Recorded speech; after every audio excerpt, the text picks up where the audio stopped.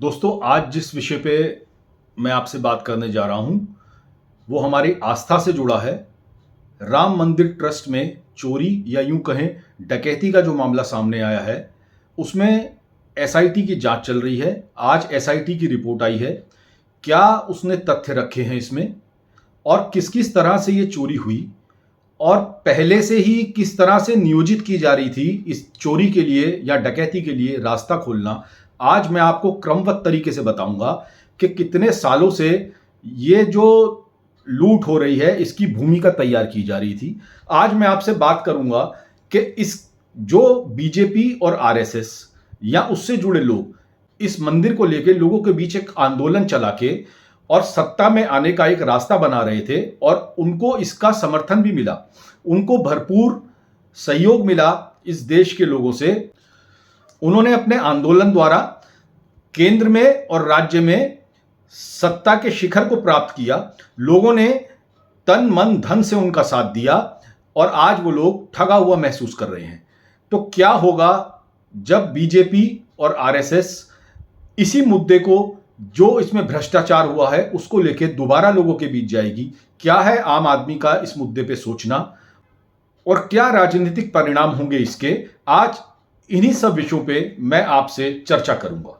नमस्कार, मैं हूं मनीष त्रेहन और आप देख रहे हैं व्यू पॉइंट। तो दोस्तों, राम मंदिर में जांच जो हो रही है चंदा घोटाले को लेके, उसमें अध्यक्षता कर रहे थे नृपेंद्र मिश्रा जी, जो केंद्र द्वारा भेजे गए हैं। राम मंदिर में जो भी ट्रस्ट चल रहा था उसके ऊपर इल्जाम थे, अभी हम उसे इल्जाम ही कहेंगे, जबकि उसमें बरामदगियां भी हो चुकी हैं कि वहां से बहुत भारी पैमाने पे धन की, जेवरातों की और अन्य चीजों की चोरी हो रही थी। चोरी तो क्या, ये एक ऐसे क्रमवत रूप में हो रही थी। चोरी मैं उसे मानता हूं जो आज किसी व्यक्ति द्वारा एक बार गुल्लक में से कुछ पैसे निकाल लिए जाएं, या कुछ लोग बाहर से आए और वो कुछ चोरी करके ले जाएं। ये एक निरंतर प्रक्रिया चल रही थी। रेगुलर रूप से वहां से धन, जेवरात निकाले जा रहे थे, और उसके द्वारा जो लोग ट्रस्ट में हैं उनको इन सब बातों का पता था, उनको इसकी जानकारी थी, वो लोग इसमें लिप्त थे। उनके द्वारा और उनके लोगों द्वारा बड़ी बड़ी संपत्तियां अर्जित कर ली गई। बड़ी बड़ी होटल, भूमि खरीद विक्रय किए गए जो उनके अपने नाम पे थे, और बड़ी बड़ी संपत्तियां बना ली गई, और वो लोग इसका फायदा उठा रहे थे अपने रसूख को लेके। वो ऐसे रसूखदार लोग थे कि उनके विरुद्ध कोई आवाज नहीं उठा रहा था, और जिसने भी आवाज उठाई उसे वहां से हटा दिया गया, उसे वहां से निष्कासित कर दिया गया, और इस बात को दबा दी गई। तो मैं ये नहीं मानता कि राज्य सरकार और केंद्र सरकार को या इसकी भनक पहले नहीं लगी कि इतने बड़े पैमाने पे वहां से गबन हो रहा है। अब देखिए, आस्था के केंद्र राम मंदिर पे जो एक मुद्दा उठा और इसके ऊपर आंदोलन किया गया विश्व हिंदू परिषद द्वारा, विभिन्न संतों संगठनों द्वारा, एबीवीपी द्वारा, बजरंग दल द्वारा, और इसको एक जो आज का स्वरूप है यहां तक पहुंचने तक, जो रामलला के लिए संघर्ष किया गया, राम यात्रा निकाली गई, बाबरी मस्जिद के विरुद्ध आंदोलन चला, तो इसके अंदर पूरे हिंदू समाज से, सनातनी वर्ग से, पूरे भारत वर्ग से, गांव गांव से ईंटें और चंदा एकत्रित किया गया। ये सब मैं आपको बता रहा हूं जब ये मंदिर निर्माण की प्रक्रिया शुरू भी नहीं, उससे दशकों पहले से। वो चंदा भी आज तक अनअकाउंटेड है। वो पैसा कहां गया, कितना खर्च किया गया, कितना खर्च नहीं किया गया, किस किस व्यक्ति द्वारा उसका लाभ उठाया गया, और वो किस किस मद में खर्च हुआ, इसका भी अभी तक कोई लेखा जोखा किसी के पास नहीं है। अब आते हैं, जो ट्रस्ट पहले था उसमें 4 शंकराचार्य थे, 9 वैश्वनाचार्य थे, और विभिन्न संत समाज के भी उसमें प्रतिनिधित्व था। लेकिन आज जो ट्रस्ट है उसमें केवल और केवल आरएसएस और बीजेपी द्वारा जो लोग नियुक्त किए गए हैं वही लोग उसमें हैं, और कुछ लोग इसमें सरकार द्वारा नियुक्त होते हैं, जैसे लोकल डीएम जो रहेंगे वो उस ट्रस्ट में रहेंगे, और केंद्र सरकार द्वारा भी उसके अंदर अपनी नियुक्ति की गई है, और राज्य सरकार द्वारा जो एक सचिव लेवल के अधिकारी होते हैं वो भी इस ट्रस्ट के संरक्षक रहते हैं। अब इसमें पूर्णतः आरएसएस के विरुद्ध किसी भी व्यक्ति की नियुक्ति नहीं हुई है। ना तो कोई अब इसमें शंकराचार्य है, ना कोई इसमें वैष्णवाचार्य है, और ना ही विभिन्न लोग जो आंदोलन के समय संत समाज से इसमें जुड़े थे, कोई नहीं है। केवल इसमें आरएसएस द्वारा नियुक्त लोग हैं और बीजेपी द्वारा पोषित लोग हैं जो इस ट्रस्ट में इस समय कार्यरत हैं। सबसे पहले जब निर्णय आता है राम जन्मभूमि के पक्ष में उच्चतम न्यायालय द्वारा, तो इसमें 107 एकड़ जमीन की खरीद दिखाई जाती है कि 107 एकड़ जमीन की आवश्यकता है इस मंदिर के निर्माण के लिए। तो अब इसमें मुख्य भूमिका में आते हैं एक नाम चंपत राय, जो संघ द्वारा नियुक्तित हैं और संघ के बहुत पुराने कार्यकर्ता रहे हैं। ये अशोक सिंघल के साथ भी कार्यरत रहे हैं, जो कि जमीनों की खरीद कर रहे थे। अब सबसे पहला मामला प्रकाश में आता है 2021 में, जब आम आदमी पार्टी के संजय सिंह जमीन घोटाले के मामले को सामने लेके आते हैं। अब ये 3 एकड़ जमीन कुसुम पाठक जी द्वारा बेची जाती है और इसे खरीदा जाता है सुल्तान अंसारी द्वारा।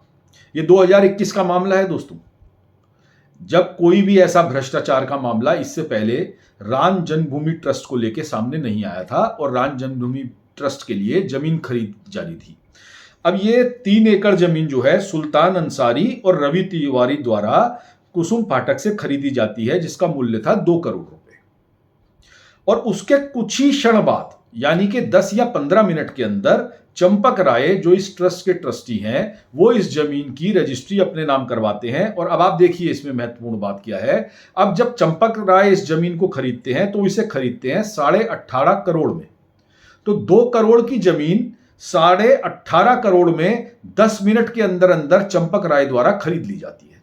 तो ये तो एक शुरुआत थी और संजय सिंह जी ने कागज दिखा के इसके ऊपर सवाल उठाए। उनके पास पूरे साक्ष्य थे, लेकिन इस बात को यह कह के कि विपक्ष तो रामद्रोही है, दबा दिया गया।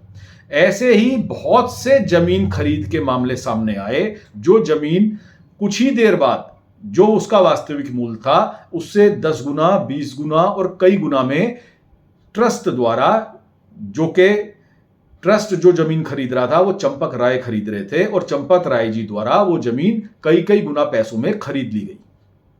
अब इसके बाद आगे चलते हैं।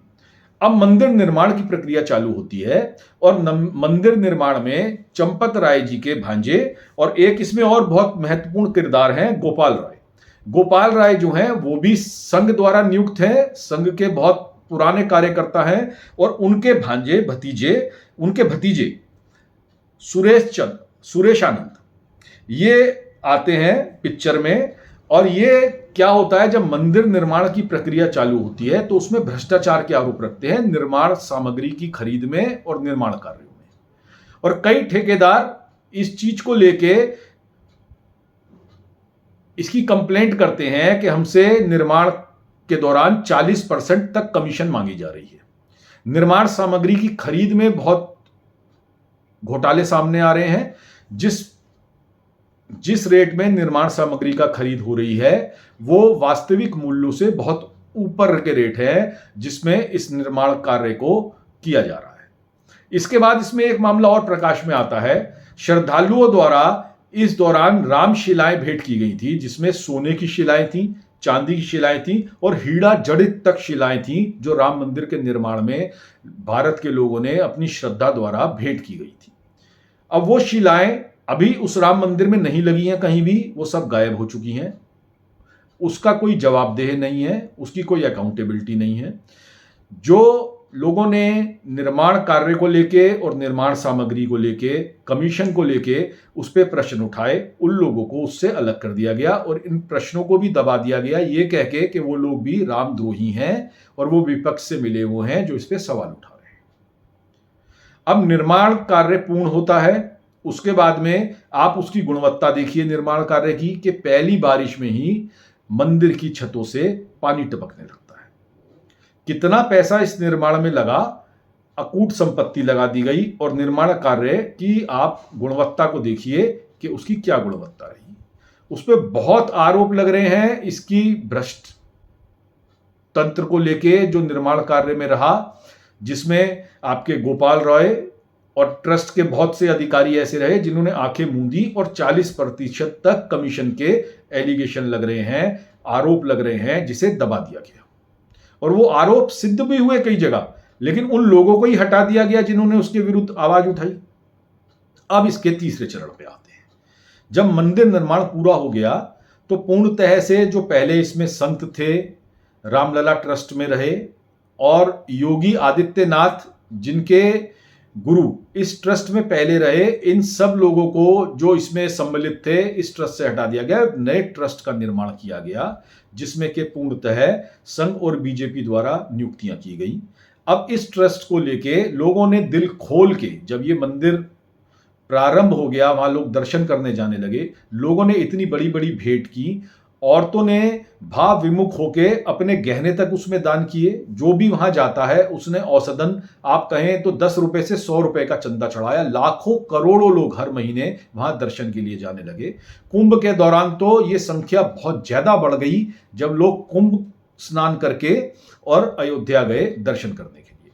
लेकिन आप नॉर्मल कोर्स में भी देखें तो निरंतर रूप से वहां लोग बहुत भारी चढ़ावा चढ़ाते हैं और उस चढ़ावे का कोई आपका हिसाब किताब नहीं है, अकाउंटेबिलिटी नहीं है। ये सब बातें जो हैं एसआईटी की जांच में भी सामने आई हैं और एसआईटी ने वो पूरी रिपोर्ट जो है वो राज्य को प्रस्तुत कर दी है अभी। और ये चीजें भी सामने आई हैं कि इस चंदे को लेके बहुत बड़ी एक लूट निरंतर रूप से चल रही थी। अब गोपाल राय जी जो हैं, उनके भांजे जो हैं, उसमें बताया जा रहा है कि वो बोरों में भर के कोई चीज, क्योंकि वो कर्नाटक से आते हैं तो वो कर्नाटक 50 बार यात्रा कर चुके हैं और उन बोरों को लेके वो कर्नाटक जाते थे। अब आप बताइए कि ट्रेन द्वारा वो कर्नाटक की यात्रा किया करते थे, 50 बार वो अब तक यात्रा कर चुके हैं, तो आप क्या सोचते क्या ले जाते होंगे वो? भाई मेरी समझ से तो वो धन और जो आपके आभूषण हैं वही लेके वहां जा रहे होंगे। ऐसे भी तथ्य सामने आए हैं जिसमें यह पता लग रहा है कि रामलला को जो लोगों ने चरण पादुकाएं तक भेंट की चांदी की, वो भी गायब हैं। रामलला को हार भेंट किए गए, वो भी गायब हैं। रामलला को एक सिंधी समाज का वक्तव्य सामने आ रहा है सोशल मीडिया से भी, और उसमें बताया गया है कि सिंधी समाज में जब रामलला के मंदिर का निर्माण पूर्ण हुआ तो उन्होंने 201 किलो की चांदी की शिलाएं भेंट की चंपत राय जी को। उसकी वीडियोग्राफी हुई, वो मंदिर को भेंट की गई। चंपत राय जी द्वारा आज तक उनके कई बार मांगने पे भी 6 साल हो चुके इस प्रकरण को, आज तक ना उनको रसीद दी गई और ना उनको ये प्रमाण दिया गया कि उनके द्वारा कोई ऐसी भेंट दी गई है। अब सिंधी समाज इस चीज को लेकर सामने आया। उनका कहना है हमने तो आज तक इस विषय पे सोचा ही नहीं कि हमारे दिए हुए दान की चोरी भी हो सकती है, लूट भी हो सकती है। लेकिन हम बार बार जब इसकी रसीद मांगते थे तो चंपत राय जी ने हमें उस समय यही कहा कि अभी इस चांदी की जांच की जाएगी कि इसमें कितनी शुद्धता है, उसके बाद आपको इसकी रसीद दी जाएगी। एक और मामला सामने आया है। एक श्रद्धालु परिवार ने एक कौवा बना के दिया चांदी का, जिसे काग भुसंडी के रूप में उन्होंने भेंट किया चंपत राय जी को। चंपत राय जी ने उसे भी चंपत किया, अपने पास रख लिया और उनको बताया गया कि आपको इसकी रसीद दी जाएगी, व्हाट्सएप द्वारा आपको भेजा जाएगा, पहले देखा जाएगा इसमें कितनी शुद्धता है। लेकिन उस परिवार को भी आज तक, ये तो कुछ मामले हैं, बहुत कुछ मामले हैं जो सामने आ रहे हैं। और अब मैं बताता हूं आपको कि इनका आर्थिक रूप से इस पैसे का जो गबन हो रहा है इसके द्वारा क्या किया गया। ये तो बहुत छोटे खिलाड़ी हैं, चंपत राय, गोपाल राय या संघ द्वारा जो लोग वहां नियुक्त हैं, उन्होंने अपनी निजी संपत्तियां बनाई, अपने निजी होटल बनाए। उनके भांजे ने तो जो कुछ समय पहले अभी तक किराए पे रह रहा था, अब उसके पास अयोध्या में ही अपनी कई एकड़ भूमि है, अपना निजी मकान है, हरिद्वार में उसका होटल है। ये सब लोग बड़ी बड़ी गाड़ियों से चल रहे हैं और किसी की हिम्मत नहीं है कि इनके खिलाफ एक आवाज भी उठा सके, क्योंकि सब जानते हैं ये बीजेपी और संघ से जुड़े हुए लोग हैं, पीछे से इनके ऊपर किनके वरदहस्त हैं और इनके खिलाफ आवाज उठाने की किसी की वहां पे हिम्मत नहीं है। लोग चर्चाएं करते हैं लेकिन उनको दबा दिया जाता है। जो भी इसके विरुद्ध आवाज उठाता है उसे रामद्रोही कह दिया जाता है, उसे देशद्रोही कह दिया जाता है और इन आवाजों को दबा दिया जाता है। अब इसमें एक बहुत महत्वपूर्ण पहलू और आता है कि राज्य द्वारा जो एसआईटी गठित की गई थी उसकी जांच रिपोर्ट जो है वो माननीय योगी जी के गृह मंत्रालय को सौंप दी गई है। संजय प्रसाद जी जो गृह मंत्रालय में है उनको ये रिपोर्ट सौंप दी गई है। इस रिपोर्ट में 150 से ज्यादा लोगों को उनके जो है वो बयान दर्ज किए गए हैं। इस एसआईटी की जांच से पहले कोई एफआईआर दर्ज नहीं कराई गई। इस एसआईटी की रिपोर्ट जो गृह विभाग के संजय प्रसाद जी को सौंप दी गई है, जो कि योगी जी के पास भी पहुंच चुकी है, इसमें मंदिर ट्रस्ट के ऊपर उन्होंने 3 बिंदु में कार्रवाई के लिए संस्तुति की है। पहली कि इस रिपोर्ट में एफआईआर दर्ज करने की सिफारिश की गई है। दूसरा, मौजूदा जो मंदिर ट्रस्ट है इसे भंग करने की सिफारिश कर दी गई है। और तीसरा, मंदिर ट्रस्ट के लिए एक सीईओ की नियुक्ति करने के लिए कहा गया है। नृपेंद्र मिश्रा जी जो केंद्र द्वारा एक नियुक्त थे, इस जांच को देख रहे थे, उनके सामने भी ये सारी रिपोर्ट खुल के आ चुकी है। 150 लोगों के बयान लिए गए हैं इसमें। जो शिकायतकर्ता थे उनको इसमें सम्मिलित नहीं किया गया है, उन लोगों की बयान दर्ज नहीं किए गए हैं इसमें। लेकिन आप ये देखिए कि इस ट्रस्ट की रिपोर्ट जानने के बाद अभी इसे सार्वजनिक तो नहीं किया गया है, ये सब बातें सूत्रों द्वारा ही प्राप्त हो रही हैं, लेकिन इसमें जो मंदिर ट्रस्ट के लोग हैं उन्हें कह दिया गया है कि वो अभी अयोध्या नहीं छोड़ सकते। तो इससे यह सिद्ध हो रहा है कि उनकी संलिप्तता जो है और ये भ्रष्टाचार जो है खुल के सामने आ चुका है। दूसरा, नृपेंद्र मिश्रा जी ने जो कई चैनलों को अपने इंटरव्यू दिए, उसमें जब उनसे ये सवाल पूछे गए तो उन्होंने भ्रष्टाचार को चोरी नहीं एक डकैती बताया। इससे भी ये सिद्ध हो रहा है कि बड़े पैमाने पे इसे एक लूट के रूप में सुनियोजित रूप से चलाया जा रहा था। इससे लाखों लाख करोड़ों हिंदुओं की भावनाओं को ठेस पहुंची है और उनके द्वारा दिए हुए धन को, जो वो रामलला के लिए दे रहे थे, अपनी तरफ से भेंट कर रहे थे, उसका एक हिस्सा, एक बड़ा हिस्सा आप कहें, योगी जी जो उत्तर प्रदेश के मुख्यमंत्री हैं और खुद गोरखनाथ पीठ के महंत हैं, पक्ष विपक्ष उनके विरुद्ध या केंद्र कोई भी उनके विरुद्ध आज तक ये नहीं कह पाया कि वो खुद पर्सनल रूप से किसी भी भ्रष्टाचार में या पैसे के लेन देन में आज तक कहीं भी वो संलिप्त नहीं पाए गए। वो खुद एक योगी हैं और योगी जी जो हैं उनके ऊपर दूसरा जो उनके साथ में पक्ष जुड़ के आता है वो है law and order. Law and order में वो बहुत ही सख्त हैं। इस चीज का प्रचार बीजेपी जो है केवल उत्तर प्रदेश में नहीं, जहां जहां चुनाव होता है उन्हें पोस्टर बॉय बना के दूसरे राज्यों में भी भेजा जाता है एज अ धर्म का प्रचारक और लॉ एंड ऑर्डर के फेस के रूप में। तो अब यह देखना है कि योगी जी के पास जब इसकी जांच रिपोर्ट आ गई है तो योगी जी इस पे क्या एक्शन लेते हैं। जो लोग इसमें भ्रष्टता में पाए गए, जो लोग लूट में पाए गए हैं, उनके ऊपर योगी जी द्वारा क्या कड़ी कार्रवाई की जाती है। केंद्र और योगी जी के बीच में जो आंकड़ा चल रहा है, जो बार बार ये चीज सर्वव्यापी है कि केंद्र सरकार जो है वो योगी जी को हटाना चाहती है मुख्यमंत्री के पद से उत्तर प्रदेश से, और इसके बीच उनके बीच खींचातानी चलती रहती है बीजेपी के बीच। अब 2027 में जब उत्तर प्रदेश में चुनाव है तो किस तरह से इस एसआईटी रिपोर्ट को दबाया जाएगा या इस पे एक्शन लिया जाएगा। योगी जी बहुत मजबूत हो चुके हैं क्योंकि उनके पास केंद्र और संघ द्वारा नियुक्त जो लोग हैं इस ट्रस्ट में, उनके विरुद्ध जो भी सबूत हैं वो सब योगी जी के पास एक फाइल के रूप में पहुंच चुके हैं। अब देखना यह है उत्तर प्रदेश सरकार और केंद्र सरकार, जो लोग इसमें लिप्त हैं, इनके विरुद्ध क्या कोई एक्शन लेती है। लोगों के साथ जो भी इतना बड़ा धोखा हुआ है, रामलला के साथ लोगों की आस्था के साथ जो धोखा हुआ है, इस पे सरकार जो है कोई एक्शन लेती है या नहीं लेती। अब उसके सामने यक्ष प्रश्न ये है कि अगले साल तो उसे लोगों के सामने फिर जाना है। इस मुद्दे पे लोगों ने उनका समर्थन किया था वोट से और नोट से, फिर उन्हें वोट मांगने हैं उन्हीं लोगों से। और दूसरी तरफ अगर वो इसको पूरी तरह से उजागर कर देते हैं और जितने बड़े पैमाने पे भ्रष्टाचार चल रहा था और इसको अगर लोगों के बीच उजागर कर दिया जाता है तो लोगों की आस्था पे बहुत बड़ा एक कुशाराघात होगा। वो केवल मंदिर ट्रस्ट को लेके ही नहीं होगा, वो बीजेपी और आरएसएस के भी लोगों का आस्था जो है वो टूट जाएगी। तो वो क्या चाहेंगे? क्या बीजेपी और आरएसएस और योगी जी क्या ये चाहेंगे कि ये रिपोर्ट खुल के सार्वजनिक हो जाए और लोगों की आस्था ना केवल मंदिर ट्रस्ट से टूटे बल्कि बीजेपी और आरएसएस से भी टूट जाए?